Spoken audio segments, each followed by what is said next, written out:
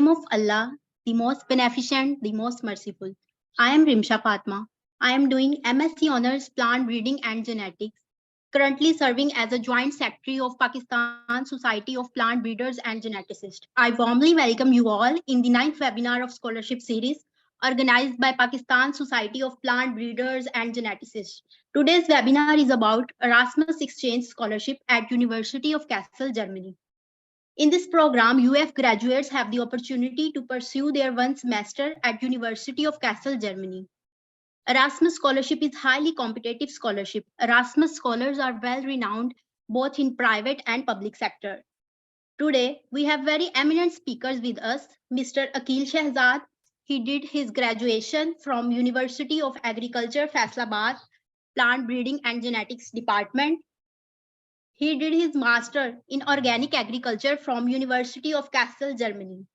Ms. Aisha Farooq, Senior Vice President of Pakistan Society of Plant Breeding and Geneticists.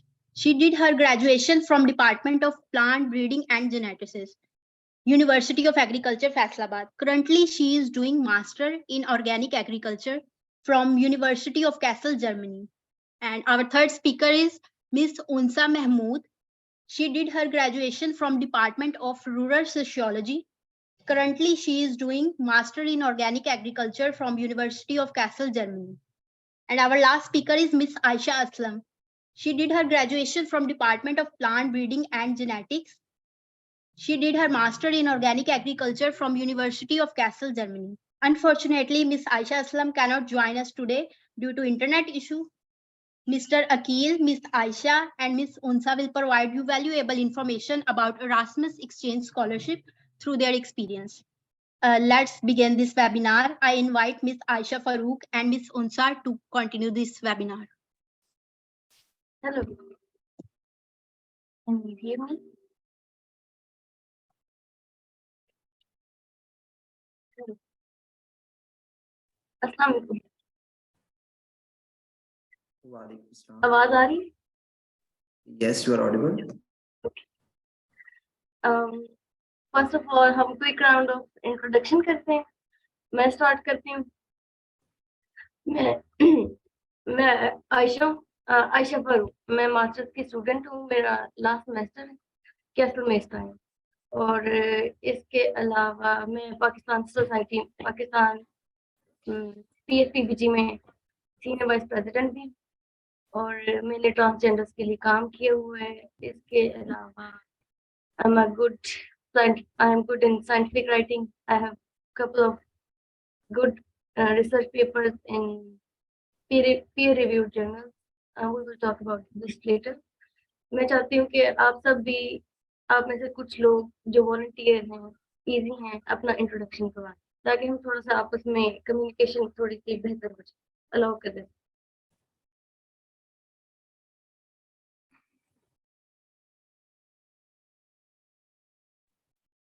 कोई introduction करवाना चाहता है अपना?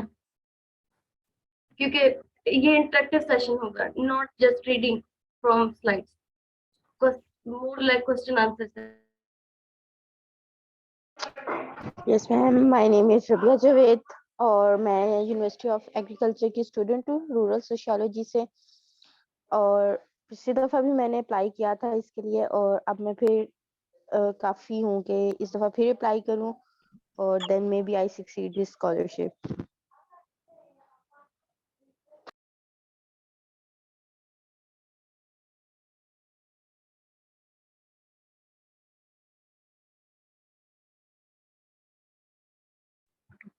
हेलो.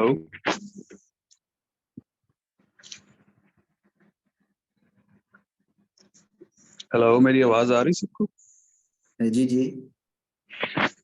जी. मोहम्मद यूनुस नाम है मेरा और इधर यूनिवर्सिटी में जो है वो एमफिल एजुकेशन में मेरा सेकंड सेमेस्टर चल रहा है. तो this is new for me. तो I mean I just want to explore the prospects कि मैं इसमें अप्लाई कर सकता हूँ या नहीं कर सकता हूँ. आप बैचलर्स के हैं या मास्टर्स के? MPhil education, I just said MPhil education. Okay, then you आप एलिजिबल हैं. Okay, next. ये जब तक इंट्रोडक्शन चल रहे हैं मैंने ना चैट बॉक्स में अपना ईमेल आईडी भेजा है। आप में से कुछ 3-4 लोग ना मुझे अपनी सीवी भेजें, हम एक एक्टिविटी करेंगे। मैंने अपना चैट बॉक्स में अपना जीमेल आईडी भेज दिए, अपनी कुछ बच्चे अपनी सीवी भेज दें, हम क्योंकि एक एक्टिविटी करेंगे। मैं ओके अपनी मैम, हम भी सेंड करते हैं। Okay good. नेक्स्ट।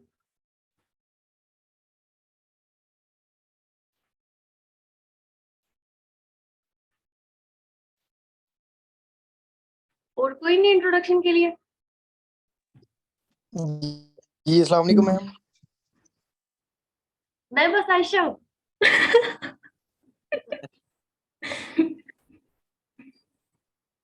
मैम मैंने ग्रेजुएशन की है यूनिवर्सिटी ऑफ एग्रीकल्चर फैसलाबाद से अच्छा, और मेरा फॉरेस्ट्री डिपार्टमेंट है।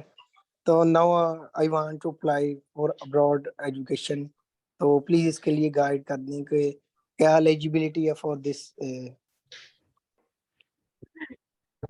ठीक।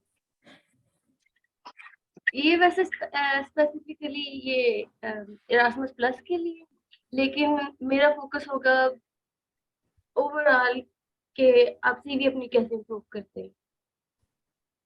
नेक्स्ट। इसलिए आयशा मेरे पास भी एक है प्रेजेंटेशन, तो उसमें भी है कि जर्मनी में कहाँ कहाँ कैसे अप्लाई कर सकते हैं, तो मे बी फर्दर मोर हम बाद में उसको डिस्कस करें अच्छे से। ओके।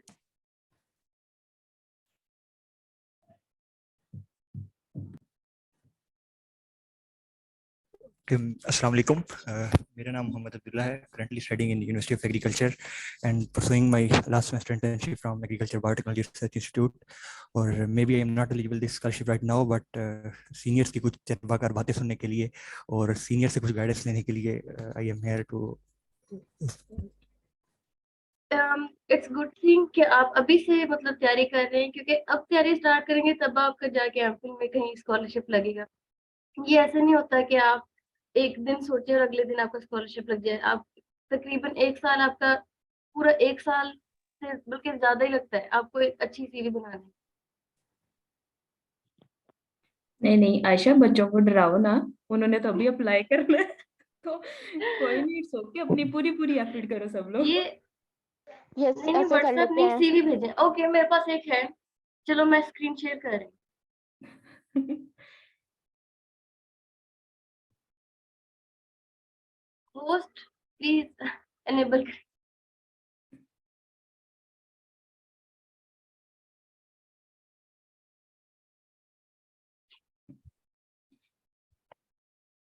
जी मैंने इनेबल कर। ओके। सब इस सीवी में मिस्टेक्स देखें, क्या मिस्टेक्स हैं इसमें।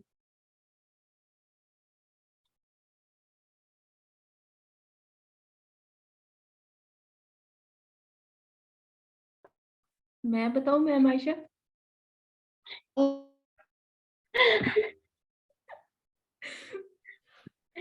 हाँ जी बताएं।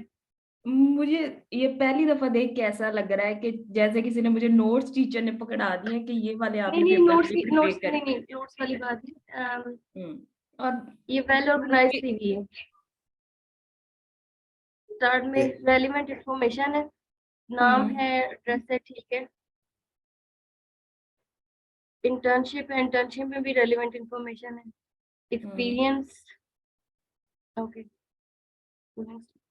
नीचे नीचे जाएं। ये चैट जीपीटी का काम मुझे लग रहा है। वैसे अच्छी सीवी है। मेरे पास एक सीवी है, मैं चाहती हूँ कि वो आप सब देखें प्लीज। एक्चुअली मेरे भी कुछ पॉइंट्स हैं इस पे।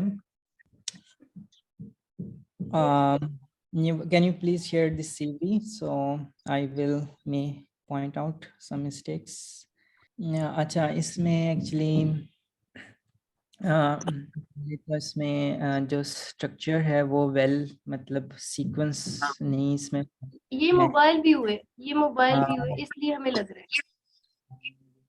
और सेकंड इसमें पिक्चर इन्होंने नहीं लगाई साइड पे, मे सर बी इसको लैपटॉप में ओपन।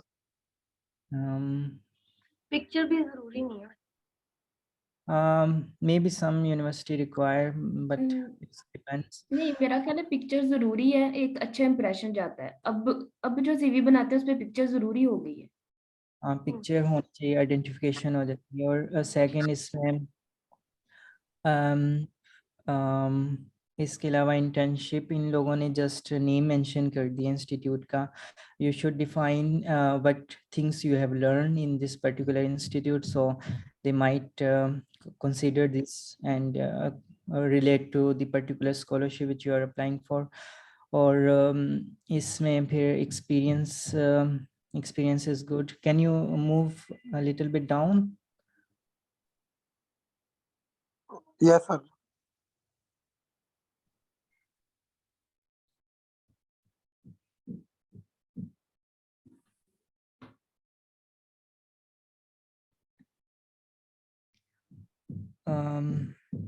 थोड़ा सा इसको स्क्रॉल डाउन करिएगा।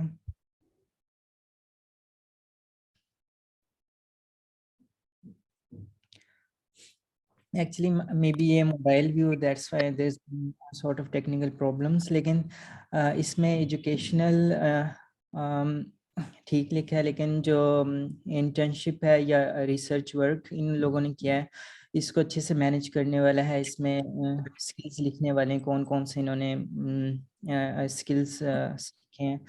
उसके अलावा इधर इधर ना मोस्टली स्किल्स जो मुझे नजर आ रही है, टीचिंग है, क्लासरूम, मतलब लीडरशिप। मेरे ख्याल में it was yeah, it according doesn't to yeah, it the should job be requirement. like that. They should mention what they have learned, like some internships where they learn technical skills. They should mention that those skills which they have learned, not just broad term. And references also not returns.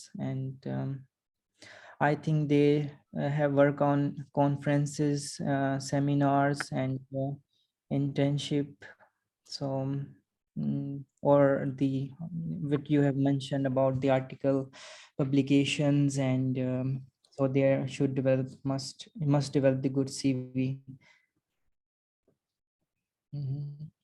Yeah, they have some workshop but not more. But these workshop conference should be related to the scholarship which they are applying for. So I think they need some sort of work to update this CV. So this is from my side. Okay, thank you. आप अपनी screen I की will- बंद कर दो। मैं next तक start. Miss Ayesha Usman Ali के नाम से एक सीवी आई है, उसको देखें आप। मेरे पास एक पहले से आई हुई, मैं पहले उसको स्टार्ट करूँ। चलो आपसे ठीक है, पहले थैंक यू।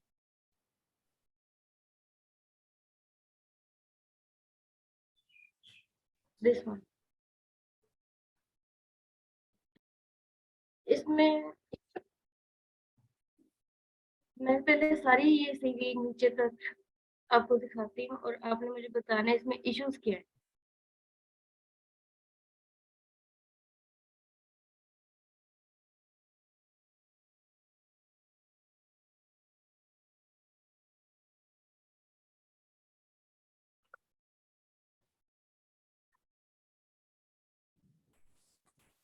चलिए मैं शुरू करती हूँ। सबसे डेट्स पहले मेंशन जी डेट्स मेंशन नहीं है एक्टिविटीज में।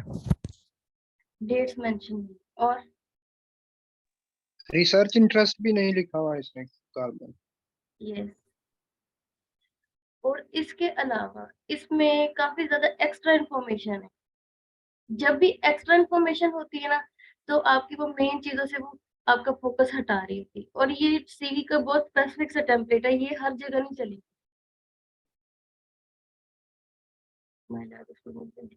और ये जैसे लॉन्ग लॉन्ग से टेक्स्ट हैं, ये चीजें ना आपके उसमें आती हैं मोटिवेशन लेटर या फिर कवर लेटर में, ये बड़े बड़े पैराग्राफ। इसकी बजाय पॉइंट्स, जैसे ये पॉइंट्स में ये स्किल्स है, ऐसे होना चाहिए। ये स्ट्रक्चर नहीं है, नॉट वेल स्ट्रक्चर्ड। इन्होंने आइट्स नहीं दिया हुआ, लेकिन आइट्स इन्होंने मेंशन किया हुआ। Digital skill, Microsoft okay, network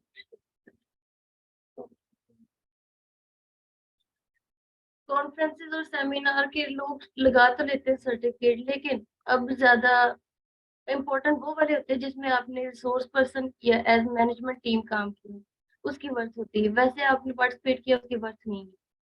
laptop PM scheme, okay, लेकिन ये भी लिखने का तरीका नहीं, इट्स नॉट द राइट।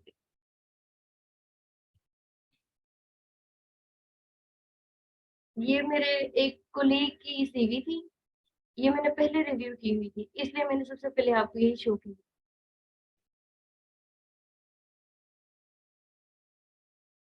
आपकी कौन सी है? उस्मान अली किस नाम से?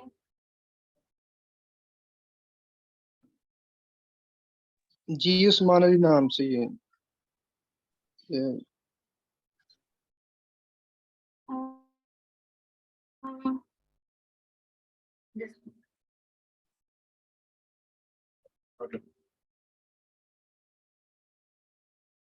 एड्रेस ने काफी जगह ली हुई, लेकिन आपका ठीक है, नेशनलिटी पाकिस्तान, जेंडर लिखने की जरूरत नहीं है। व्हाट्सएप, ओके, बैचलर्स, ये यूरोप पास है। इसमें मुझे जैसे नजर आ रहा है कि आपके सवाई जी यूरोप ईएस की, पास है। हाँ ठीक है। एक्चुअली योर पास में ना इशू ये होता है कि इसमें टू मच स्पेस, बीच में गैप रह हाँ जाते जी हैं बिल्कुल, में। ये ना आपने लिखा है डबल डबल उकाड़ा पाकिस्तान या इस तरह ये आ जाते हैं, तो ये ना अवॉइड करें इसमें चीज़ें कि जस्ट गैप्स बहुत कम हों इसमें ना। सबसे पहली चीज, कोई अगर आपकी सीवी, आप किसी को ईमेल करते हो ना, और अगर वो सीवी 4-5 पेजेस की है और आप ऊपर लिख रहे हो कि आप बैचलर्स के हो, वो बंदा वैसे ही नहीं खोलेगा। आपकी सीवी 1.5 पेज या 2 पेज से आगे नहीं जानी चाहिए, ये डेडलाइन है आपकी। मैं पीएचडी के लिए भी अप्लाई कर रही हूँ, तो मेरी 2 पेज सीवी डेडलाइन है मेरी, इससे आगे मेरी सीवी नहीं होनी चाहिए।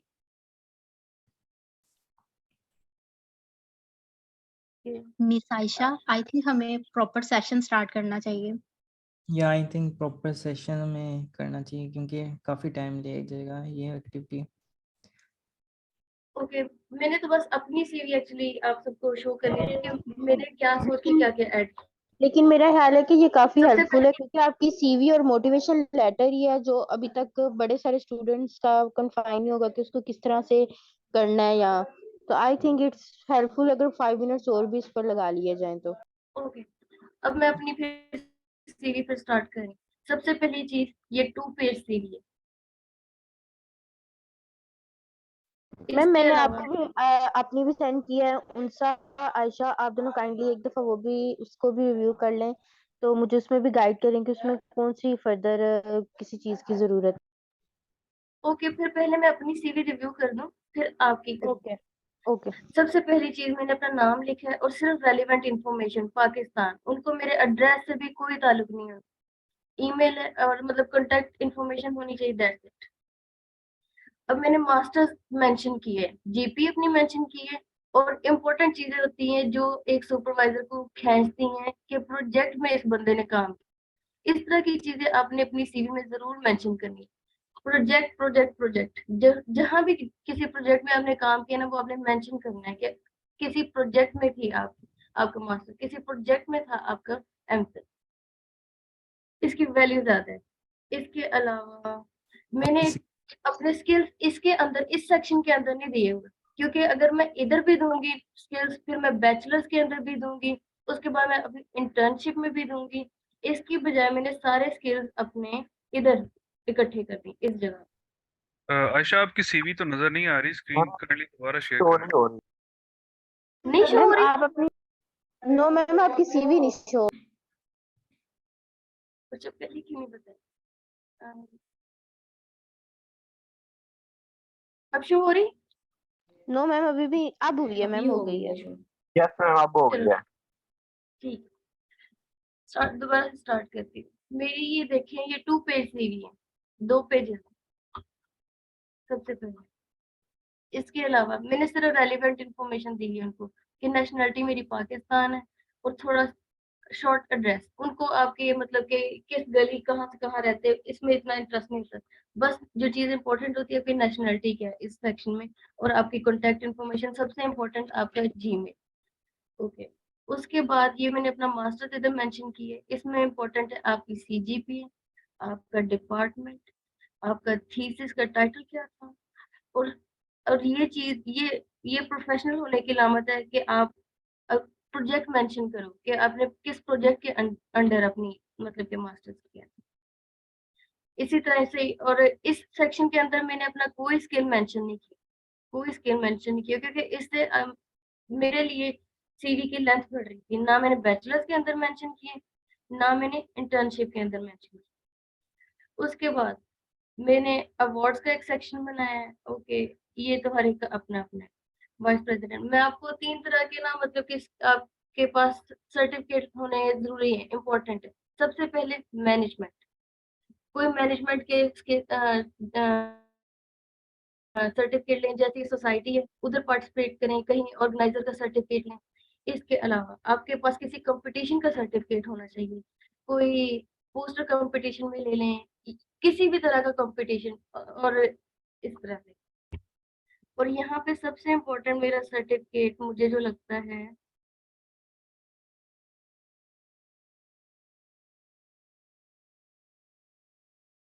ये जिस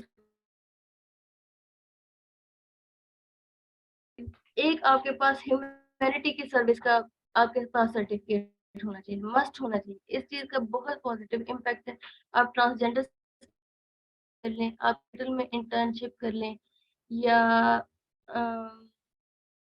कहीं डोनेशन के लिए, कहीं किसी किसी वेलफेयर, किसी भी वेलफेयर के काम का आपके पास सर्टिफिकेट होना चाहिए। It's very positive thing for you. Wheat campaign में तो आप सबने काम किया होगा। इधर आप चीज देख सकते हैं कि मैंने मेंशन कैसे किया, when Pakistan was facing food security.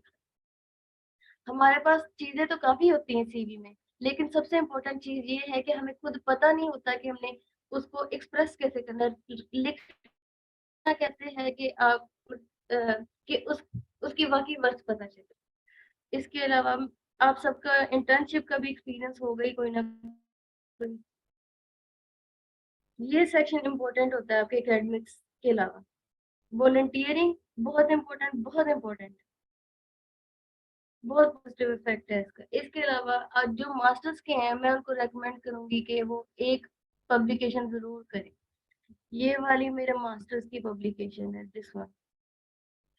और ये बैचलर्स में मैंने काम किया था जिस लैब में, ये वहां से मेरी पब्लिकेशन है। और ये मेरा फर्स्ट पेपर था। और इसके अलावा आप देख सकते हैं मेरे पेपर ज्यादातर यूएस के बंदों के साथ नहीं। जहाँ भी कोई अच्छा सीनियर आपको मिले कि वो कोई एक्टिव काम करने वाला है, उसके साथ काम करें। अब इस पेपर में मेरे साथ भला कौन कौन है? एक सीनियर है असद रियाज, वो यूनिवर्सिटी ऑफ क्वींसलैंड से है। एक है डॉक्टर सज्जाद, वो चाइना से है। डॉक्टर जुल्फकार मैम रिजवानत मेरे मतलब सुपरवाइजर थे।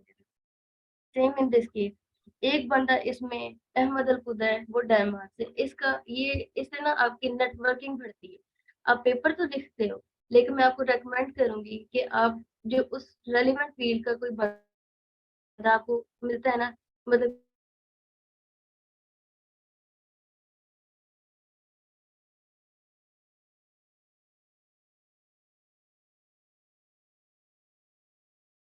हर पेपर एक नया बंदा है, इसमें एक डेनमार्क से एक बंदा है।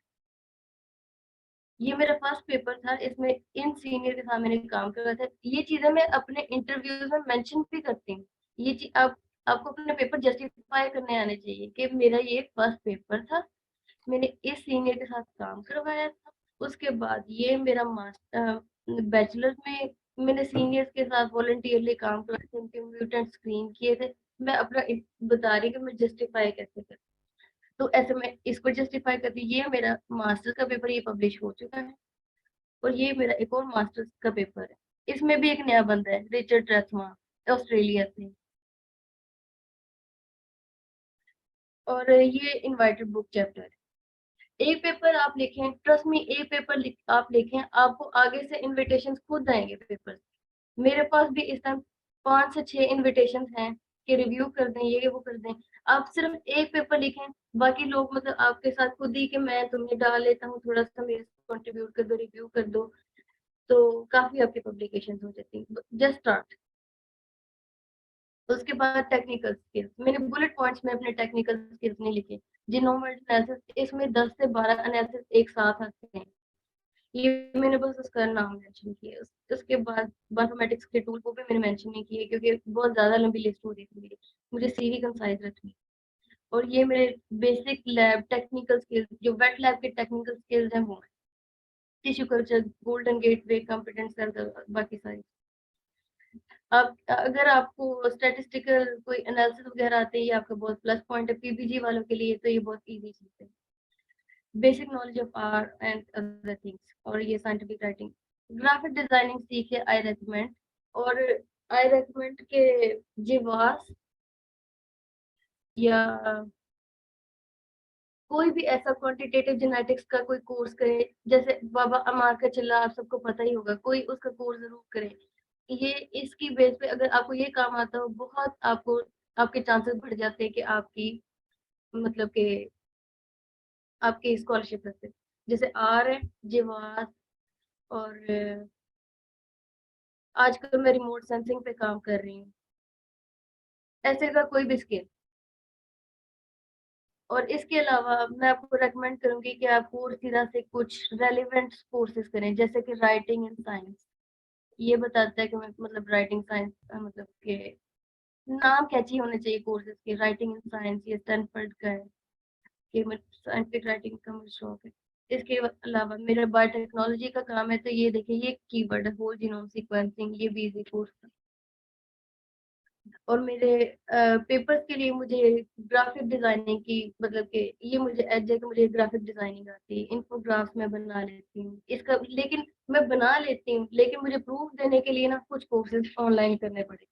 आपको प्रूफ करने के लिए कभी भी आपने खुद से नहीं कहना कि मैं बहुत लाइक हूँ, मैं बहुत वेल ऑर्गेनाइज्ड हूँ। आपने इन चीजों से बताना है। कभी भी खुद अपनी सीवी में या अपने मोटिवेशन लेटर में मैं बहुत हार्ड वर्किंग हूँ, मैं बहुत ब्रिलियंट हूँ, never never use this word. आपने अपना काम बताना है, उसको खुद पता चल जाना, हाँ इसको ये मैनेजमेंट स्किल आता है, इसको प्लान स्किल आता है, इस तरह की चीज। इसके अलावा ये प्रोजेक्ट राइटिंग वर्कशॉप, ये इस तरह के जो कीवर्ड्स होते हैं इनको फिर मैंने हाईलाइट भी किया। ये रिसोर्स पर्सन का मुझे सर्टिफिकेट मिला। रिसोर्स पर्सन और ऑर्गेनाइजर के तौर पे आप कोशिश करें, आपने जरूर काम करना है। ये फिर ऑर्गेनाइजर, ये बाकी ये नीचे में थोड़ा सा कचरा ही डाला हुआ है, जैसे वो कॉन्फ्रेंस और वर्कशॉप्स के सर्टिफिकेट। और हॉबीज जरूर मेंशन करें, हॉबीज आर मस्ट। हॉबीज आपको मतलब एक नॉर्मल इंसान बताते हैं कि हाँ ये सिर्फ सिर्फ किताबों में नहीं रहता, हम इसको मोस्टली इग्नोर कर जाते हैं।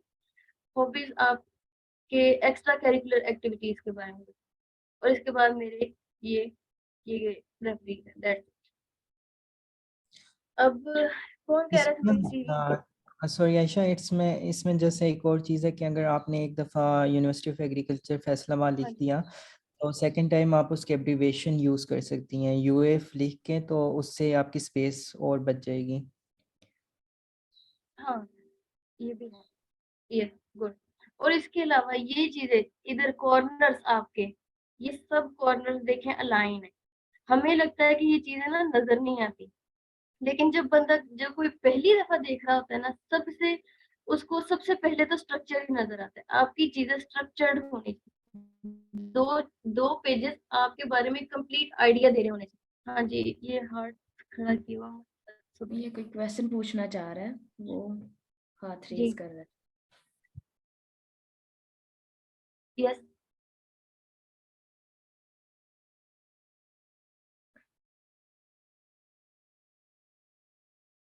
आपका आप, आवाज नहीं आ रही है, आपकी स्क्रीन नहीं शो हो रही है। आई थिंक अनम्यूट करना पड़ेगा उनको। अनम्यूट करना पड़ेगा। उनको एक्सेस चाहिए लेकिन वो अनम्यूट नहीं कर रहे खुद को ना। होस्ट ने टाइट सिक्योरिटी की हुई है। नहीं, मैंने सबको लो कर दिए, वो अनम्यूट कर सकते हैं आप। ओके, किसकी सीवी थी? सॉरी मुझे याद नहीं। कौन थी? एक्सचेंज प्रोग्राम के लिए बैचलर की डिग्री चाहिए या मास्टर। एक्सचेंज प्रोग्राम के लिए आपको अपने बैचलर के सारे ट्रांसक्रिप्ट चाहिए, फर्स्ट सेमेस्टर से लेके 8वीं तक। और मास्टर्स में अब जिस सेमेस्टर में ना, अगर आप 3rd में तो आपको फर्स्ट 2 सेमेस्टर्स के चाहिए, क्योंकि जो मैंने हिसाब लगाया है सबसे इम्पोर्टेंट चीज इनके लिए आपकी जीपीए होती है, क्योंकि इन्होंने हमसे बाकी डॉक्यूमेंट्स नहीं थे मांगे, हमसे भी इन्होंने मेनली हमारे ट्रांसक्रिप्ट्स मांगे, हमारी बस सीवी मांगी थी और हमारे ट्रांसक्रिप्ट्स, और उन्होंने कहा था अगर आप अटैच कर देते हैं मतलब कि सर्टिफिकेट्स वगैरह उन्होंने कहा था अटैच कर दे, लेकिन फिर फाइल हैवी कह दी हो गई तो उन्होंने कह दिया चले रहने दे, मतलब कि इतने इंपॉर्टेंट नहीं थे सर्टिफिकेट। सबसे इम्पोर्टेंट आपके ट्रांसक्रिप्ट है, आपकी जीपीए, इस पे आपकी सबसे प्री सिलेक्शन इस पे होने वाली है। मार्टन भी इसी पे करेगा, यूनिवर्सिटी वाले भी मेनली। और ये भी कभी कभी हो जाता है कि आपकी सीजी पे बहुत ज्यादा हाई ना हो, लेकिन आपकी बाकी आपकी सीवी सारी हैवी हो, तब फिर उनको वो बंदा मतलब कि होल पैकेज को देख के भी वो आपको सिलेक्ट कर ले। लेकिन जो मैंने देखा है वो जीपीए बेस पे है। इधर मोस्टली बच्चे वो हैं जिनकी जीपीए थोड़ी ज्यादा है, 3.7 तक, 3.8 तक।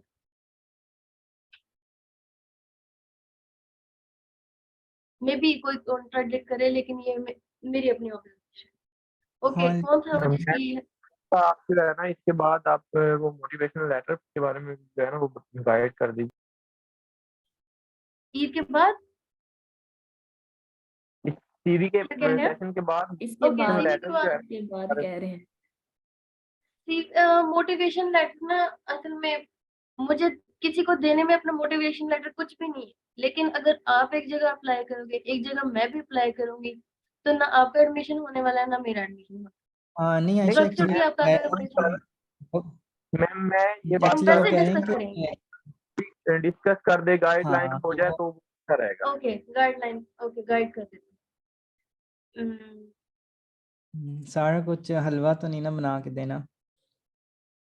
नहीं नहीं, ऐसा नहीं, हलवा देने की बात नहीं, ये नहीं वो ये जस्ट चीज ये इंस्ट्रक्शन है, मांग रहे हैं कि आप कैसे बेशक कॉपी कैसे ना करो, बेशक कॉपी ना करो, कोई और बंदा आगे से कर ले, ना आपका कहीं पे एडमिशन होगा ना मेरा, क्योंकि खास तौर पे जो इधर मोस्टली हम सेम सेम प्रोफेसर को मोस्टली, क्योंकि जैसे आप यूनिवर्सिटी सिडनी में कर रहे हो, आपको सबसे पहले कौन बंदा नजर आएगा, उनका डायरेक्टर रिचर्ड ट्रैक, वहां पे तो हर बंदा अप्लाई करेगा। फिर वीट के बंदे मोस्टली, मतलब जो आगे, मतलब कुछ नाम ऐसे होते हैं जिनको मोस्ट लोग अप्लाई करे थे, तो ये चीज आपके लिए भी मसला बनेगी और मेरे लिए भी मसला बनेगी।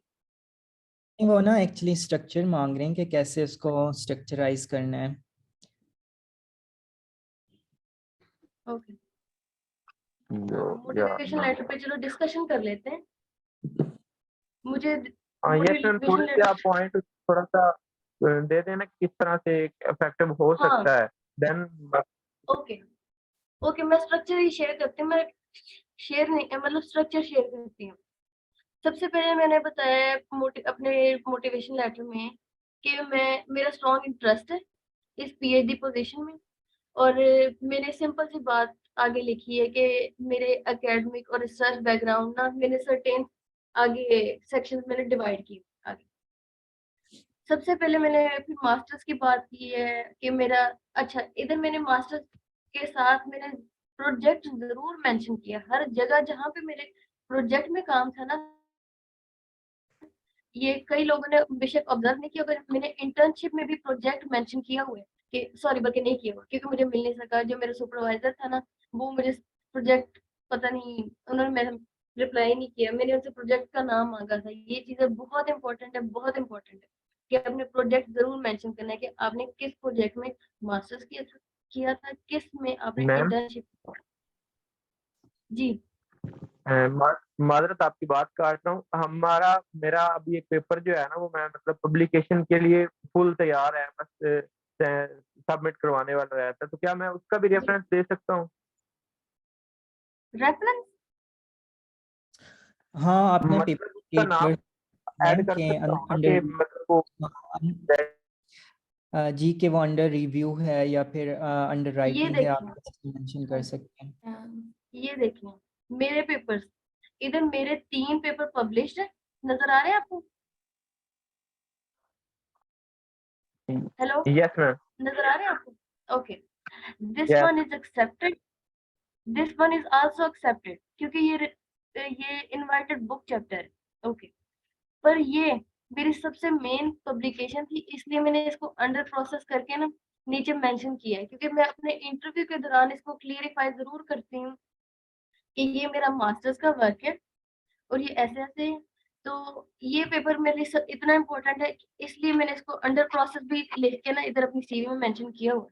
और मैं इसको जस्टिफाई करने का तरीका ये होता है कि जब आपका इंटरव्यू हो रहा हो ना, आप पेपर की तस्वीरें लगा के ना उनको शो कर दो, उनको हाँ फिर हो जाता है हाँ इसने वाकई लिखा हुआ। अगर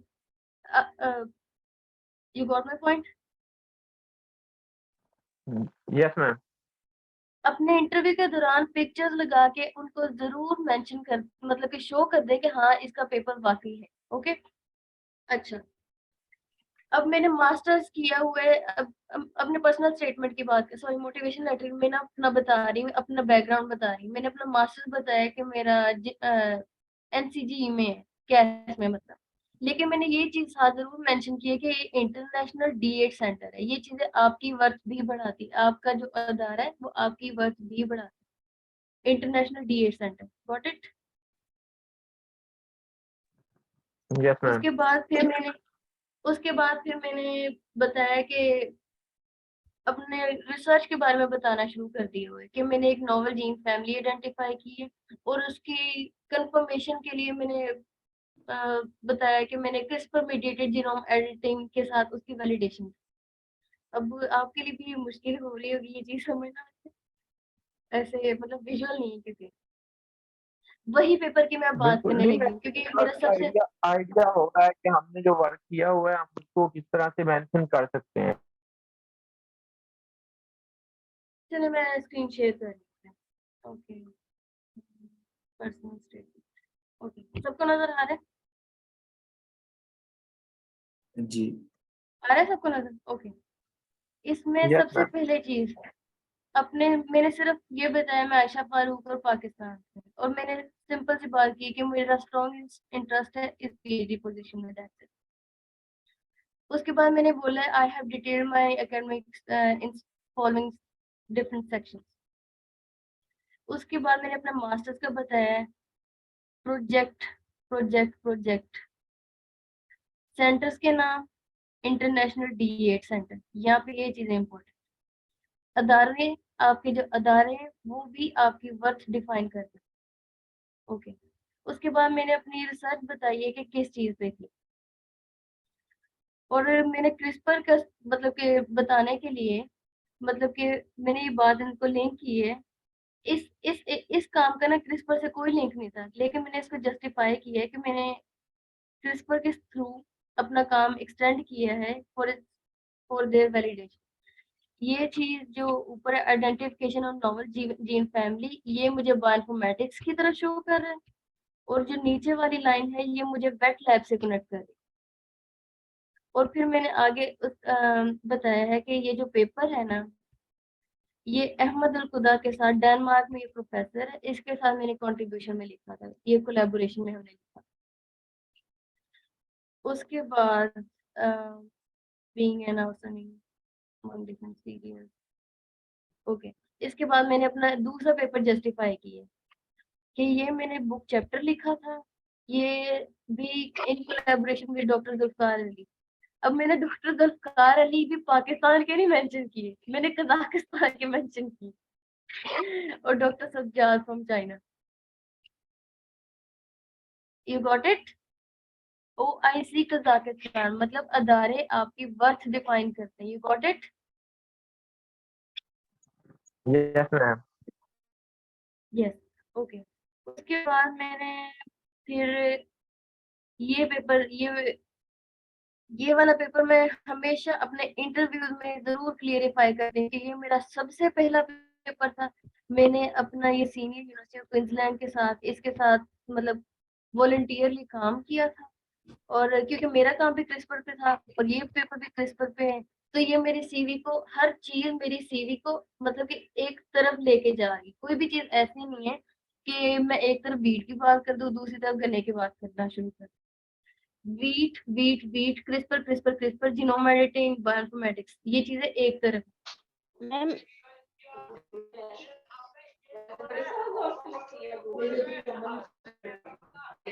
मैम इसमें ये का हाँ जी,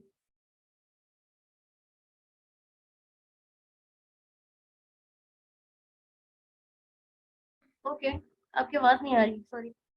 नहीं, उसने माइक ऑफ कर मैम लिया। मैं ये क्वेश्चन करना चाह रही थी कि आपने तो काफी प्रोजेक्ट्स पे काम किया हुआ है, लेकिन अभी हम न्यू है, अभी हमारा सिर्फ एक आप ऐसा न्यू है ना, प्रोजेक्ट है जो अभी मैं बताती हूँ, आप न्यू है ना, मुझे ये एंड करने दो, मैं आपको बताती हूँ। मैंने फिर, आप बैचलर्स के हो ना, मैंने बैचलर्स में क्या किया था, अभी मुझे पहले ये एंड करना। Yes ma'am. अच्छा, अब ये जो, ये भी ओके एक, मैम श्योर। ये भी एक ट्रिक है, देखो कि मैंने बैचलर्स में मेरा हमारी क्लासेस बंद हो गई थी अननोन टाइम पीरियड के लिए, और फिर मुझे चांस मिला ट्रांसफॉर्मेशन लैब में वॉलंटियरली काम करने का। यहाँ पे मैंने अपने उनको 2 plus point at a time बताए कि मैंने कोविड आउटब्रेक में भी विला टाइम नहीं गुजारा, मैंने ट्रांसफॉर्मेशन लैब में टाइम गुजारा। ये 2 चीजें बता रही हूँ। ओके, फिर यहाँ पे मैंने अपने वो, ये भी प्रोजेक्ट मैंने देखो तो मेंशन किया कि किस प्रोजेक्ट में मैंने काम किए। ये मेरी वॉलंटियरली, ये आपके लिए रिस्पॉन्स है, आप बैचलर्स के हो ना, ये काम मैंने बैचलर्स में किए हुए। 1 साल मेरी इंटर्नशिप इस लैब में थी, और एक एक और तकरीबन 6 महीने आ रही थी। आप लोग कैस में जाओ, बायोटेक्नोलॉजी सेक्शन में जाओ, या कोई भी मोनसेंटो, यहाँ वहाँ वॉलंटियरली काम करना शुरू कर। ऐस जब हमें हमेशा आपको ना एंट्री इस तरह की जगह पे ना वॉलंटियरली ही मिलेगी। अच्छा, उसके बाद part time project with contribution. अच्छा, मैंने अब यहाँ पे एक और अपना, मतलब कि जो मैंने सीवी में अपना पेपर शो किया है ना, यहाँ पे जस्टिफाई मैंने किया है कि मैंने सीनियर्स के साथ काम किया था, ये वाला, उनके म्यूटेंट्स की स्क्रीनिंग में। और ये चीजें, सब चीजें मैं बराबर पैरेलल अपने इंटरव्यू में भी जस्टिफाई कर रही होती हूँ कि मैंने वॉलंटियरली ये काम किया था। तो फिर उनके साथ ये मैन्युस्क्रिप्ट है। Okay, further as final project, यहाँ पे मैंने आरी आरी के बारे में बताया है कि मैंने बेसिक स्किल यहाँ से ली अपने। सबसे पहले मैंने इम्पोर्टेंट बातें शुरू की अपने मास्टर्स का। मैं नहीं चाहती कि बैचलर्स की बात शुरू करके मैं अपने मास्टर की ये इस चीज से अपना अटेंशन हटा दूं। उसके बाद इम्पोर्टेंट है ये, बैचलर्स मेरे लिए इतना इम्पोर्टेंट नहीं थी, इसलिए मैं इसको एंड पे ले गई। ये यहाँ पे आपने खुद देखना है कौन सी चीजें आपके लिए ज्यादा इम्पोर्टेंट है और उनको हाईलाइट कैसे करना है। मैंने जो बात आपसे पहले की, हमने किया, बहुत कुछ होता है, बहुत कुछ होता है, हमें बताने का तरीका नहीं पता। अच्छा, ये पैराग्राफ भी हो गया। Other than reading and writing, मैंने इस एक लाइन में ना अपने सारे सर्टिफिकेट्स जो है ना उनको जस्टिफाई कर दिए कि मैं, मतलब कि जस्टिफाई नहीं, मतलब कि उनको उनको भी मेंशन कर दिया एक तरह से कि मैंने बायोइन्फॉर्मेटिक्स की, आर की, उसके कुछ कोर्सेज किए हुए, साइंटिफिक राइटिंग के किए, ग्राफिक डिजाइनिंग के। और उनमें से एक आधा ना जो मतलब कि पोस्ट के हिसाब से होल जीनोम सीक्वेंसिंग, क्योंकि मैं बायोटेक्नोलॉजी की किसी लैब में अप्लाई करी एट दैट टाइम, तो मैंने मेंशन कर दिए वो स्पेसिफिक कोर्स जो उनके लिए इम्पोर्टेंट हो सकते। ये चीजें थोड़ी सी नोट करने वाली हैं। अच्छा, रिसेंटली, और मैंने ये भी मेंशन किया है Erasmus प्लस एक्सचेंज प्रोग्राम के, ये चीज ये चीज आप लोग इधर बैठे यूनिवर्सिटी में मैम इस टाइम आपकी कर वॉइस, सकते हो। आप किसी भी सोसाइटी में पार्टिसिपेट करो, कोई टीम पोस्ट भी मैम थोड़ा मेरी रिपीट कर दें आवाज नहीं आपकी वॉइस। सही आ रही, उनका आयशा, आवाज आवाज सही नहीं आ ठीक रही, आ रही। किस जगह से रिपीट? ये 4 पॉइंट से आवाज नहीं, में ठीक भी नहीं इंटरनेट ऐसे ही आ है।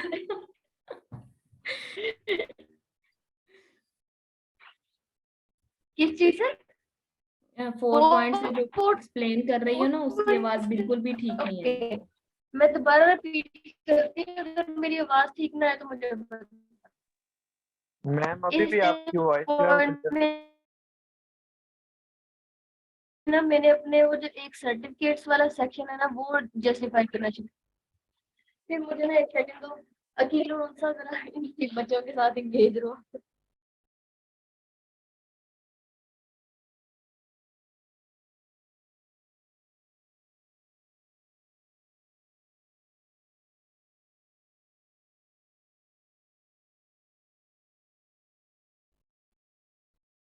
आई थिंक उनकी तरफ इंटरनेट इशू आ गया है। केल भाई आप स्टार्ट करना है, कंटिन्यू करना है। तो आई थिंक फिर मैं प्रेजेंटेशन स्टार्ट कर लेता हूँ, क्योंकि थोड़ा जर्मनी का एक्सपीरियंस और कुछ डॉक्यूमेंटेशन के हवाले से, अगर ये मोटिवेशन का आई थिंक सबको आ गया होगा इसके बारे में कि कैसे मोटिवेशन लेटर बनाना है और सीवी कैसे कंडक्ट करानी है। तो I think so it's enough may B.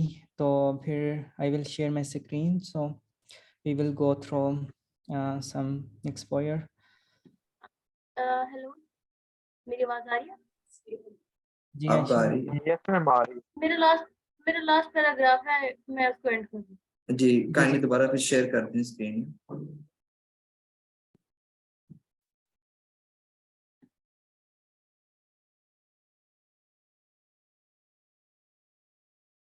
Okay. ये ये वाली लाइन, इसमें मैंने अपने कोर्सेज वगैरह सारे जस्टिफाई कर दिए कि मेरा बायोइन्फॉर्मेटिक्स और ग्राफिक डिजाइनिंग इस तरह की चीजों पे मेरी ग्रिप है। इसके अलावा ये रासमस प्लस एक्सचेंज मैम का बताया, ये चीज कीवर्ड्स। यस, आवाज नहीं आ रही अभी? एक मिनट कंप्लीट होने दे, फिर क्वेश्चंस आप बाद में कर लीजिएगा kindly.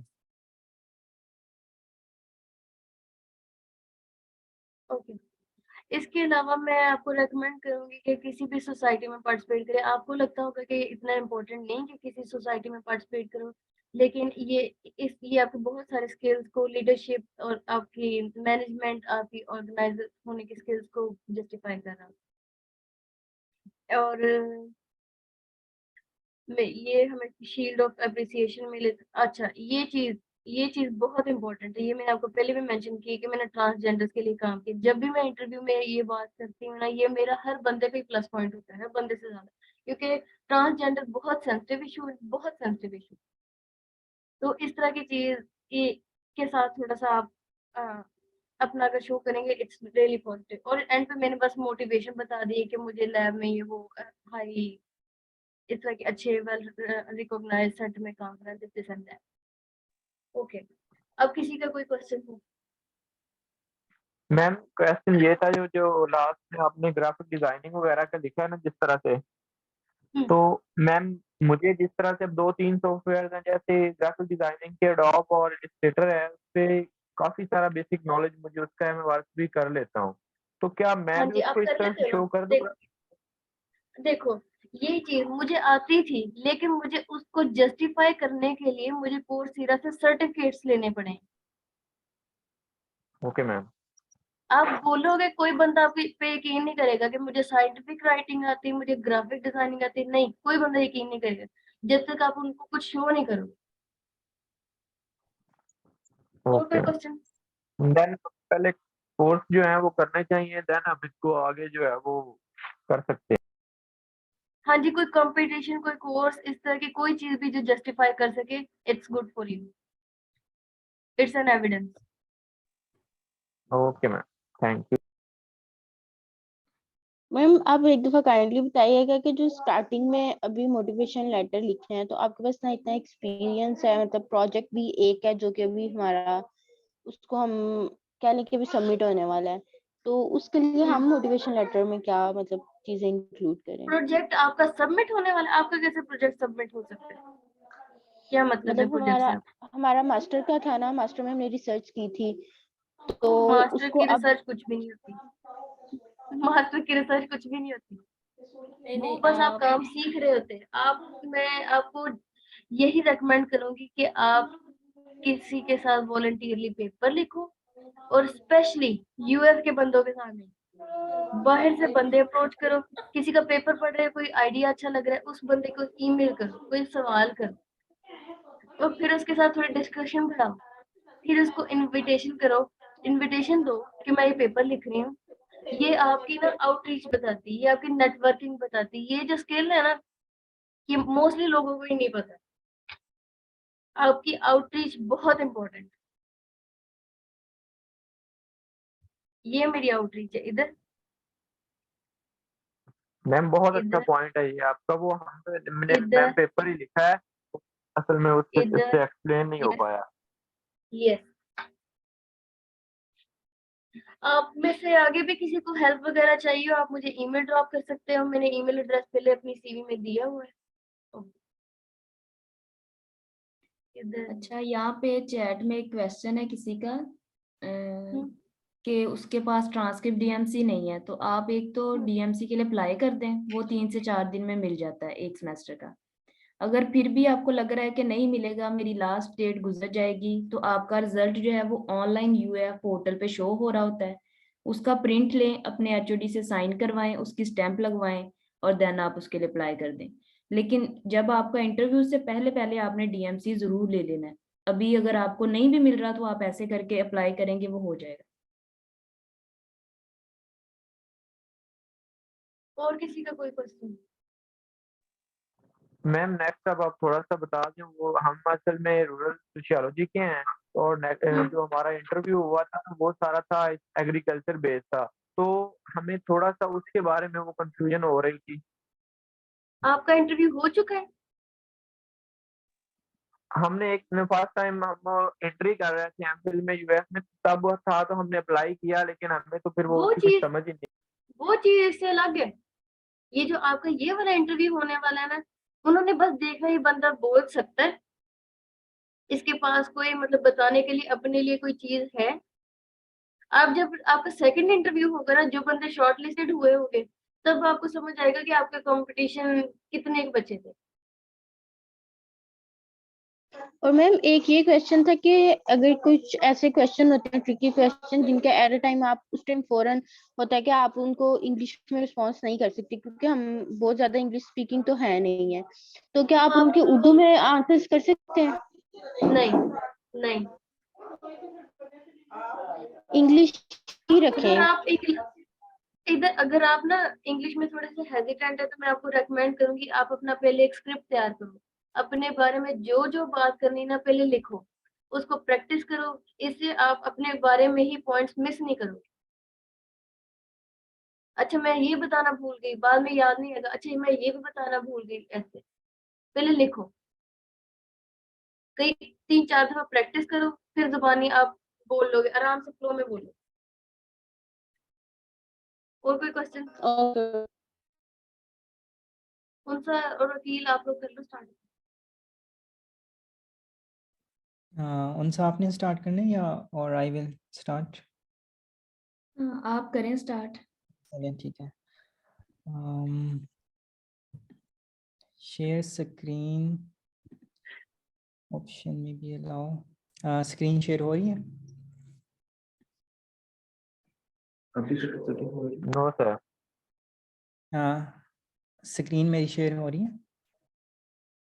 No no no sir. नहीं, प्लीज अभी नहीं हो रही। प्लीज एक रिक्वेस्ट है मेरी, मोटिवेशन लेटर का बेशक आप स्ट्रक्चर कॉपी कर लो, वर्ड्स किसी के मैच नहीं होने चाहिए। वर्ड्स जिसके मैच होगा मेरे साथ, ना आपका एडमिशन होगा ना मेरा एडमिशन होगा। That's request. अगर कोई बंदा आपको अपना मोटिवेशन लेटर नहीं दिखाएगा, कोई बंदा भी नहीं दिखाएगा, प्लीज स्ट्रक्चर बेशक कॉपी कर लो, और कैसे अपनी चीजें बात बतानी है ये भी कॉपी कर लो, लेकिन प्लीज कॉपी नहीं। मैम हम आप है अपनी रूरल मतलब सोशियोलॉजी के। रूरल सोशियोलॉजी के, फिर भी जैसे बात है, मैंने कोविड को जैसे जस्टिफाई की है, वैसे आप जस्टिफाई करने की कोशिश अगर आप करोगे, यही बातें उनको याद रहती हैं, और उनको थोड़े से बिना भी पढ़ते ना वो बंद कर देते हैं। आपका भी और मेरा भी कर देंगे।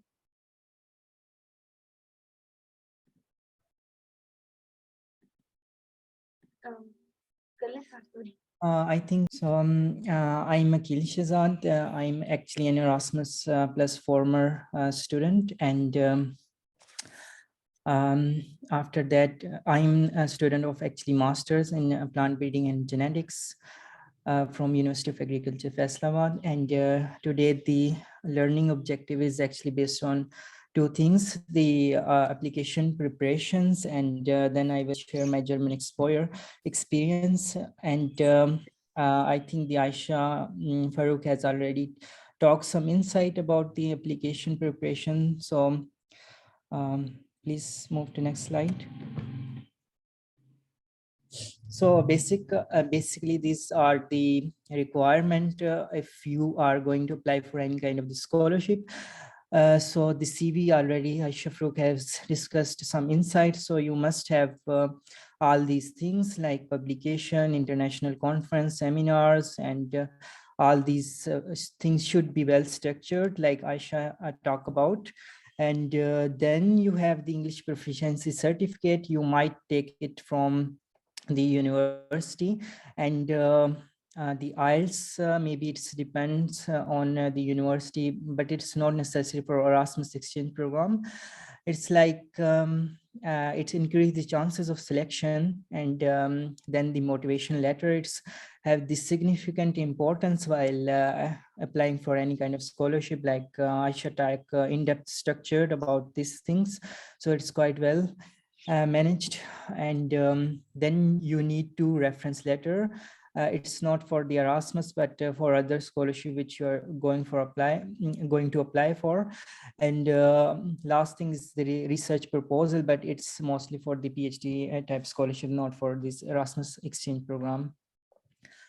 So move to next slide, please.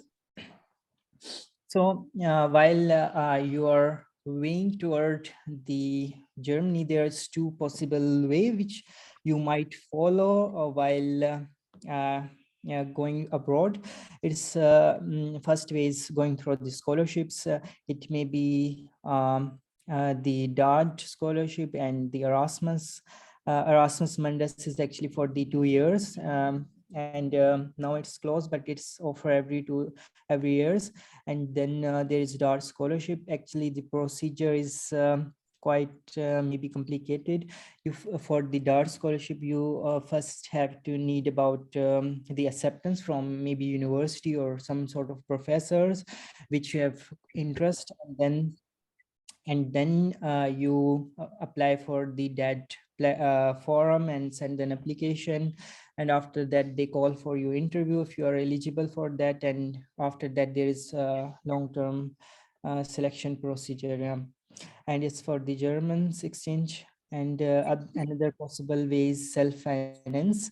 So it's if you are interested in self-finance, it's like university is one of Germany is one of the country with no application fees. It's mean they just took 300 euro fees, which is for the traveling expense, not more. And then the IELTS, I already discussed, it depends on whether university require or not, but embassy should require these things. And what you have to do in self-finance, you just apply for the universities in Germany. And then when you got your acceptance from the university, you must have to do IELTS, because the German embassy required this IELTS. And then you prepare all the document which is given in the German websites, embassy websites. And then after the calling for the interview, you should give them the block account, which is 11,000 euro, maybe possibly. And you manage your traveling, food and dorm expense, but it's less expensive than other countries because there is no fees in Germany. Rather the other way around, in other universities there is fees. For the IELTS, someone asked question, it's like you need 6 band by the embassy, but 6.5, it's mostly like that. So please, next slide. So this Erasmus Exchange is actually not only exchange semester, it's like the exchange of traditions, culture and norms and values. It's two-way around. You can exchange the scientific knowledge with others. You might learn different language, and you might develop in-depth beliefs how the people think, so it may broaden your vision as well. So I think it's a two-way around learnings and from others, and also giving the things which you have learned. So mm, uh, next slide, please. And if regarding the exposure in German educational systems, which I feel the difference between our systems and the German is the main difference is the class timing, because they have quite long lectures, and for approximately 5 to 6 hours, but they are like just 1 or 2 days, so they give you quite enough time to self-study as well. Another things which I have seen is like they have mostly online system, like you seen here. They give presentations, and the study material is always online. So another thing is mostly they give presentations. So like one of our teachers, Maria Finch, she given us the presentation about from one of the paper, in which what we have to do is to just concise it in and give presentation of 10 minutes. It's like developing critical thinkings in one's mindset. So I think this is one of the good system in Germany. And then they, in their lecture, they mostly talk in research based, the result and discussions taking from different articles. So one might develop do good research after that theoretical knowledge. And one of the system which I feel different is there is no attendance system in Germany. So it's like not good, but it's the responsibility of student to do well while taking lecture and during exam. And if we talk about the exam systems, it's like they took oral exam and as well as the written. But the good thing is there is just one exam, no mid, nothing else, just oral exam, or in which some professors put some sort of questions regarding related to your subject, and then you have to answer, and the other way around, the written exam. And there are also weekly assignment in some subjects. They are like you have to write about the specific topics, and then they will evaluate us. So this is the evaluation systems in Germany. And mostly they are quite concerned about the scientific writing and the scientific ethics, like someone should not copy paste from other things. So they are quite concerned about these things, and especially the picture you should not copy from other things. So they have these good systems, that they have good ethics and norms about the scientific publication. Like if you didn't do any work in a paper, you should not have to be author of this paper. So this is quite good.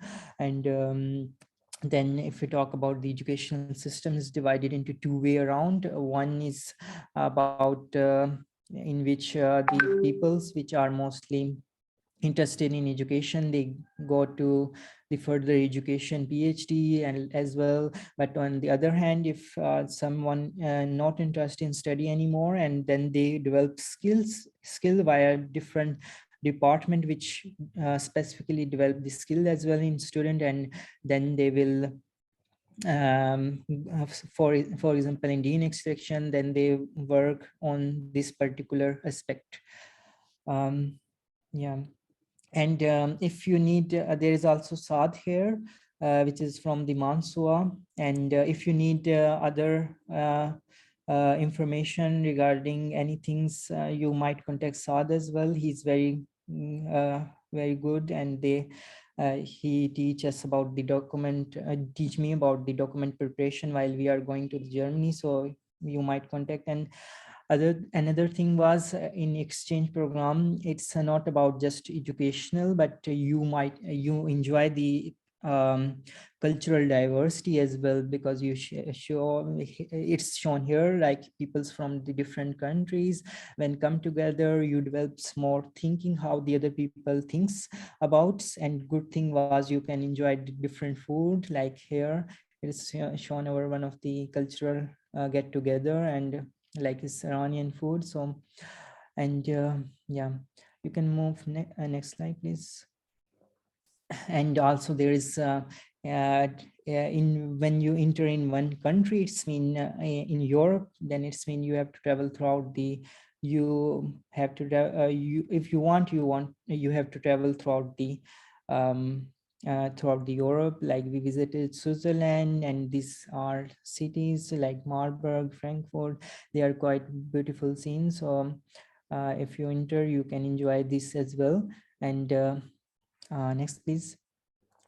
And one of the system which I feel different in Germany is their train systems and transportation systems. And it's like they always, their train is, I feel, always come in the time. There's specific times in app.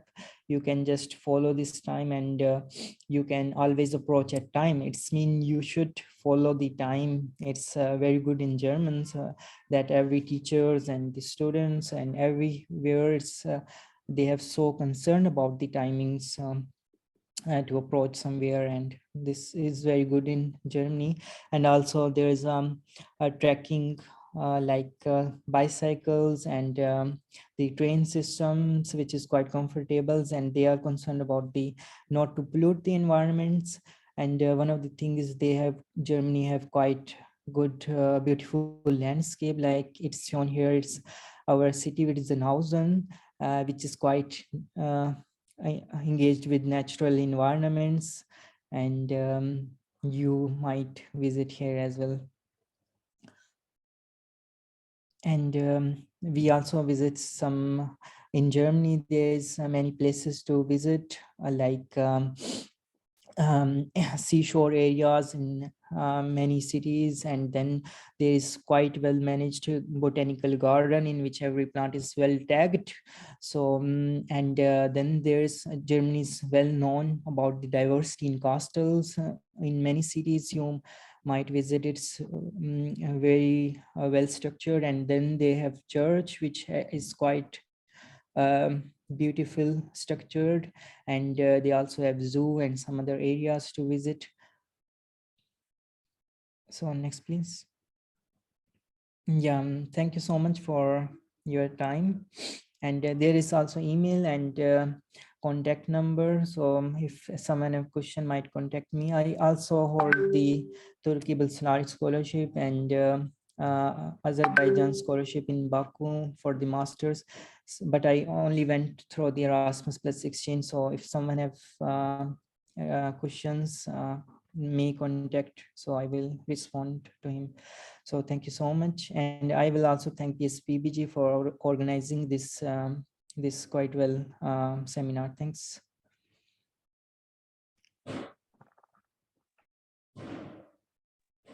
Thank you so much Akeel भाई। Ma'am, उसमें अगर आपने कुछ कहना है तो देखिए session continue. हाँ जी, तो मैं मुन साहब क्या बताएं, ये लोग तो काफी कुछ बता चुके हैं आप लोगों को, लेकिन मैं अपना एक्सपीरियंस सिर्फ शेयर करूंगी। सब कुछ सुना है, अगर किसी का कोई क्वेश्चन हो तो वो पूछ सकता है। मेरे पास स्क्रीन पे शेयर करने के लिए आप लोगों के लिए कुछ नहीं है, क्योंकि मेरा लैपटॉप खराब हो चुका है यहाँ के, तो इसलिए बहुत सारी मुश्किलें फेस करना पड़ती है आपको। जर्मनी आके काफी कुछ खराब हुआ है। हाँ, जर्मनी आके काफी कुछ खराब हो गया है। तो अगर तो वहां पे भी डॉक्यूमेंटेशन करने में आपको लगेगा, हाँ जी ये हैंड रेज कर रहा है कोई, जी बोलें क्या क्वेश्चन है आपका? अस्सलाम वालेकुम मैम, मैं दोबारा क्वेश्चन पूछना चाह रहा हूँ, नेटवर्क की वजह से समझ नहीं आया। मेरा ना डीएमसी है बैचलर की, और जी अभी हमारे फर्स्ट सेमेस्टर के एग्जाम हुए हैं, तो उसकी तो डीएमसी अभी आई नहीं होगी। तो सेकंडली नहीं डेडलाइन भी नजदीक है, वो एचओडी से निकलवा के हम साइन भी नहीं मतलब करवा सकते, वो हमारे जो नहीं नहीं चेयरमैन है। सिंगल तो हम सेमेस्टर बैचलर की के अप्रोच निकलती कर भी सकते नहीं हैं। सिंगल सेमेस्टर की निकलती भी नहीं। तो फिर हम किस तरह अप्लाई करेंगे, बैचलर की बेस पे? आप तो हाँ बैचलर की सारी ले जाओगे और आप ये इस बारे में मैडम राबिया फरीदी से बोलो कि अगर आप वो पोर्टल से रिजल्ट अपना डाउनलोड करके शो कर दें कुछ, क्योंकि सिंगल की मैंने भी ट्राई की हुई नहीं निकलती। उन्होंने दोबारा मुझे पैसे लग गए और दोबारा मुझे पुरानी निकाली। अच्छा, एचओडी का आप क्या बता रहे हैं, वो नहीं है आपके डिपार्टमेंट में या क्या इशू आ रहा है उनका? वो मतलब कम बैठते हैं, और बैठते भी तकरीबन 2 घंटे के लिए। अगर साइन के लिए दें तो वो खुद साइन नहीं करते, मतलब वो टीसीएस करवाना पड़ता है, डिपार्टमेंट में जमा करवाना पड़ता है। वो अगर 24 घंटों के बाद मिलते हैं, या फिर एक दिन का साइन हुए मतलब 2 दिन बाद। और डेडलाइन भी आई थिंक 27 है या 29 है। हाँ नहीं, अभी 23 है तो कौन सा की डेडलाइन तो है। सुपरवाइजर है वो बच्चों ट्राई कर लें आप, कौन सा मेरा की ख्याल है कि सुपर साइन हो जाएंगे इजीली। वरना फिर आप प्रिंट लेके अभी फिलहाल सेंड कर दें, क्योंकि उस पे सारी डिटेल दी होती है कि आप यूनिवर्सिटी के स्टूडेंट हैं। और बाकी जब तक अप्लाई और सारा प्रोसेस होगा तो आपका इंशाल्लाह सेकंड सेमेस्टर तो कंप्लीट होने वाला होगा, फिर तो डीएमसी निकल आएगा। चलिए ठीक है, शुक्रिया। जी Actually, Sakleen का question है कि what sort of courses are to be offered in exchange program? Actually, in there is like winter and summers, spring semester maybe, or summer, and there is different courses. May I share link with you of these courses? So I will share the link with you, Sakleen. और मेरा question ये था कि ये जो Erasmus का exchange programme है plant breeding वालों के लिए, इनमें जो इनके जो कोर्सेज हैं जो वहाँ पे ये पढ़ेंगे, तो वो ज़्यादातर ब्रीडिंग के रिलेटेड तो शायद नहीं है। नहीं हाँ, सिर्फ एक है। ब्रीडिंग के रेलिवेंट नहीं है, but it's like you're when you are going in other department, तो आप वहाँ से डिफरेंट चीज़ें लर्न करते हैं, not about breeding, like organic agriculture and sustainable international agriculture हमेशा ऑफर होता है, और ये बहुत अच्छा कोर्स है। इसके अलावा प्लांट प्रोटेक्शंस के कोर्सेज ऑफर होते हैं, जर्मन लैंग्वेज के होते हैं। सो देयर इज स्टैटिस्टिक्स के होते हैं, स्टैटिस्टिक्स। स्टैटिस्टिक्स के होते हैं, मॉडलिंग के होते हैं, रिमोट सेंसिंग का हो रहा है इस दफा। There is quite diversity in modules, so you can learn about different things. Entomology के भी maybe होते हैं, plant protection के और pathology के. I will share links so you can study what type of courses are being offered.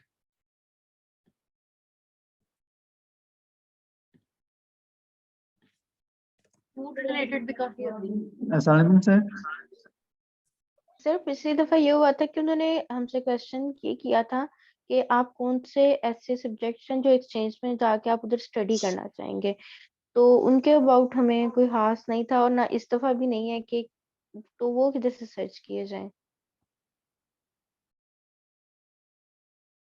वो हम share कर देते हैं ग्रुप में लिंक। मैं लिंक भेज देता हूँ so you can study.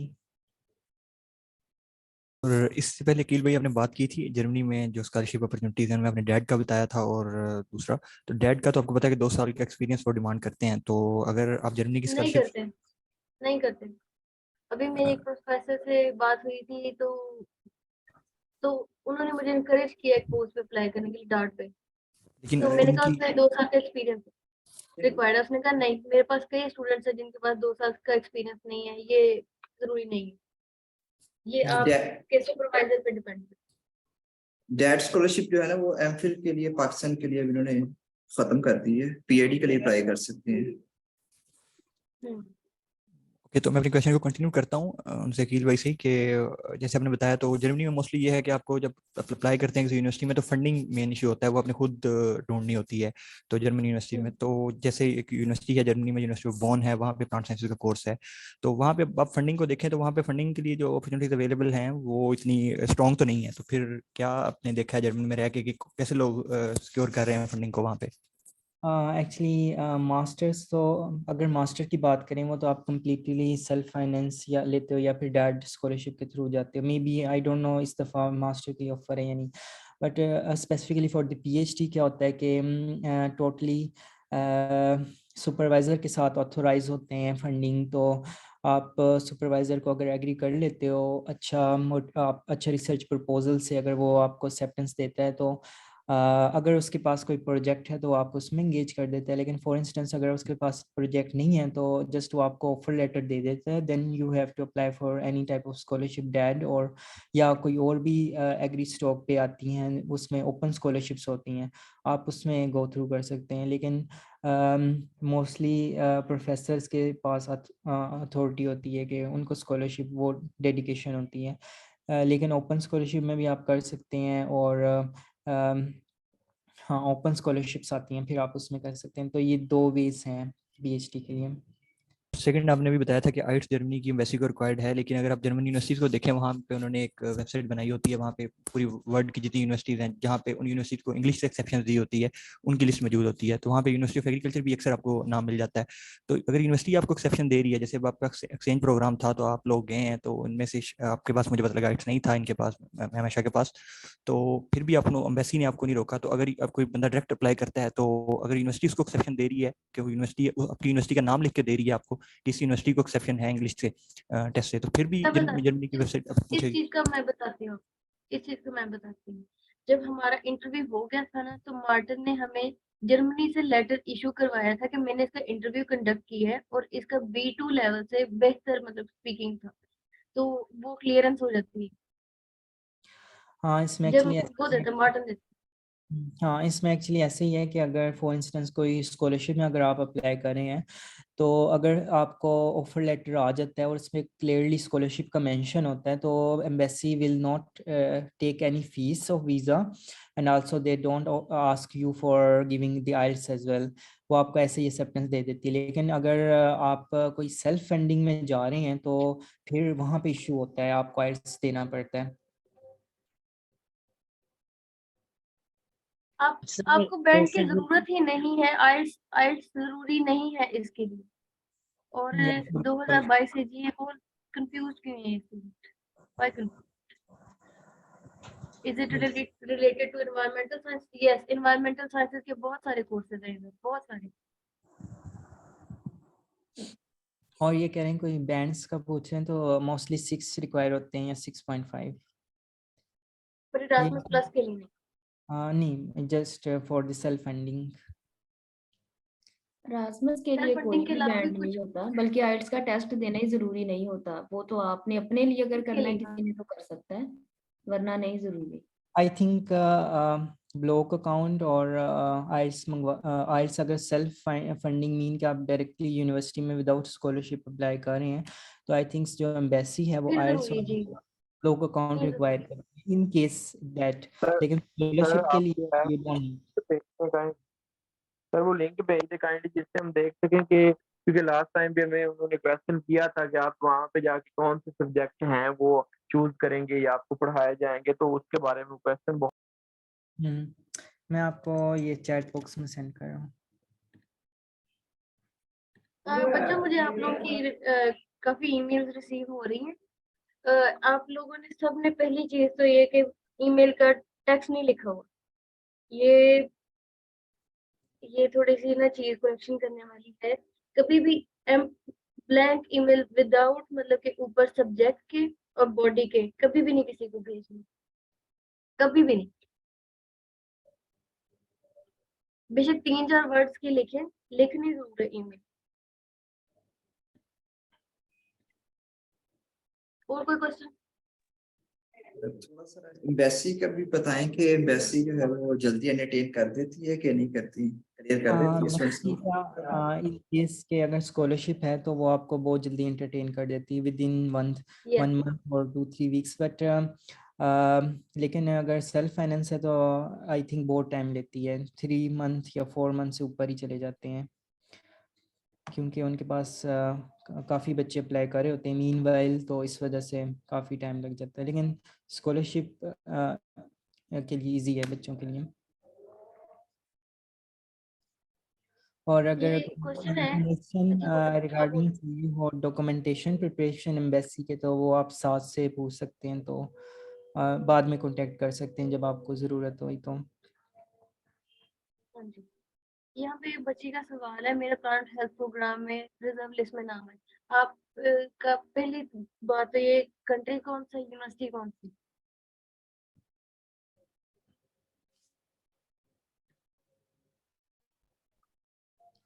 ये मेरे ख्याल इरास्मस का प्रोग्राम है ना, प्लांट हेल्थ, उनकी बात कर रहे हैं। वो तो हाँ, फंडेड होता है। इस दफ़ा नहीं? जो प्लांट हेल्थ का है इस दफ़ा फंडेड नहीं था। फर्स्ट टाइम ही हुआ है, लेकिन हर दफ़ा फंडेड होता है, लेकिन अब नहीं फंडिंग कर रहा। तो आप इसमें देख लें कि अगर मैनेज हो सकता है आपका एक्सपेंडिचर तो आप ज़रूर जाएं इसमें, लेकिन अगर नहीं हो पाता तो आप कहीं और अप्लाई करें। फंडिंग, किसी फंडिंग एजेंसी से बात नहीं की जा सकती? इस दफ़ा नहीं, प्लांट हेल्थ वालों ने फंड किया ना, जस्ट आई थिंक कुछ नहीं, स्टूडेंट जैसे ऑस्ट्रेलिया के ऑस्ट्रेलियन अवार्ड्स हैं, वो आपको फंड कर देते हैं। इधर भी कोई ना कोई फंडिंग एजेंसी होगी ना, जिन बच्चों के पास एक्सेप्टेंस हो ना, उनके लिए इजी हो जाता है फंडिंग लेना।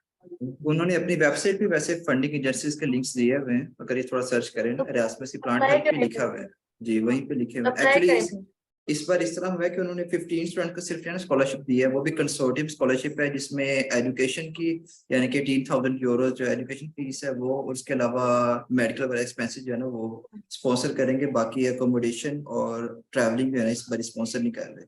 अकोमोडेशन बहुत एक्सपेंसिव है इधर, तो फंडिंग अपनी ना आप जो उन्होंने लिंक दिए हैं वहां पे उनको ईमेल वगैरह करें, फंडिंग लेके आए, क्योंकि अपने पैसों से आना मुश्किल हो जाएगा।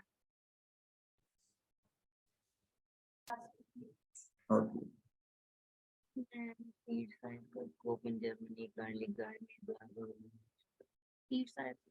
साइंस आपको ना कभी भी, जैसे मैं पीपीजी की हूँ ना, मुझे पीपीजी डिपार्टमेंट एग्जैक्टली कभी भी नहीं मिलेगा। आपको ढूंढना था, पहले प्लांट साइंसेस में जाएं, फिर वो आपको फैकल्टीज बता देते हैं, आप मोस्ट रेलिवेंट में अप्लाई कर सकते हैं। कभी भी आपको seed science, plant breeding and genetics ऐसे नहीं, इधर डिपार्टमेंट्स नहीं। और स्कोप हर चीज का है, स्कोप हर फील्ड का डिपेंड करता है बंदे पे।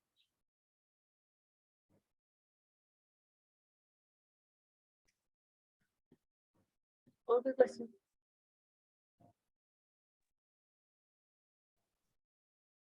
आई थिंक आप लोगों ने सबके जो है क्वेश्चन आंसर कर दिए हैं, तो हमें कंक्लूड करना चाहिए सेशन, अगर आप लॉक करते हैं तो। मैम क्वेश्चन तो नहीं है, लेकिन जो है कि आपका गाइड करने का तरीका बहुत जबरदस्त है। रियली अप्रिशिएट कि आप अपने जूनियर्स को बहुत अच्छे तरीके से गाइड कर रही हैं। आपका वे ऑफ गाइडलाइन बहुत जबरदस्त है। Thank you so much. Thank you. Welcome. Yes ma'am, आप सबका बहुत बहुत शुक्रिया, आपने अपना कीमती टाइम हमारे लिए निकाला और हमें बहुत कुछ जो कंफ्यूजन थी हमारी वो दूर हो गई, और हमारे लिए बहुत कुछ जो है वो बहुत मुश्किल लग रहा था वो आसान हो गया है। Thank you. आपका भी काम join. Thank you so much for your precious time and providing us such a valuable information regarding scholarship. Stay connected with Pakistan Society of Plant Breeders and Geneticists to attend such an informative webinar. Thank you so much. Yes, thank you. मैं कभी भी कोई help वगैरह चाहिए हो, एक email बस drop करें। I will try to respond. Thanks a lot, all speakers, Ma'am Aisha, Ma'am Sna, and Sir Akil. Really, thanks a lot. Assalamu alaikum. Thanks. Thank you. Bye.